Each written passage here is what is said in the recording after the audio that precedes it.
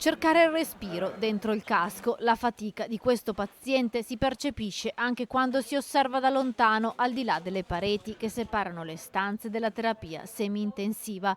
Qui siamo all'interno dell'azienda ospedaliera di Padova, i posti letto occupati oggi sono 36.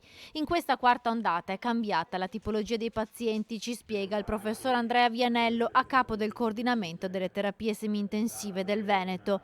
Qui oggi arrivano pazienti giovani non vaccinati e anziani vaccinati ma affetti da più patologie. Il rapporto tra medico e paziente è difficile, soprattutto con i Novax convinti.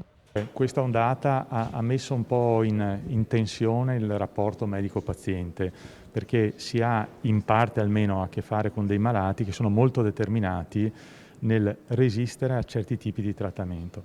Devo però dire che questa determinazione è tipica di una parte abbastanza limitata di pazienti, anche tra i non vaccinati, e che nella maggior parte dei casi invece il dialogo riesce a risolvere la situazione e a trovare dei buoni compromessi. Non sono mancate anche lettere di avvocati di pazienti che suggeriscono ai medici terapie alternative del tutto prive di fondamento. Questo accade soprattutto tra chi è ricoverato nelle terapie intensive. Qualcuno arriva anche a rifiutare di essere intubato. Gli avvocati facciano gli avvocati, io mi baso sulle evidenze scientifiche.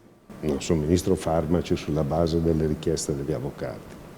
Mi dispiace. Nelle terapie intensive del Veneto meno del 10% dei pazienti è vaccinato e si tratta di anziani con patologie gravi. L'abbassamento dell'età media dei pazienti ricoverati in terapie intensive e gli effetti del vaccino hanno fatto registrare una riduzione della mortalità, ma molto ha fatto anche la ricerca e le nozioni imparate in questi quasi 2 anni di pandemia. Evitate di leggere quello che può essere fuorviante. Il cortisone si fa nei malati che hanno insufficienza respiratoria. Se inizi a farti il cortisone a casa da solo perché sei positivo, loro non lo sanno, ma aumenta il rischio di morte.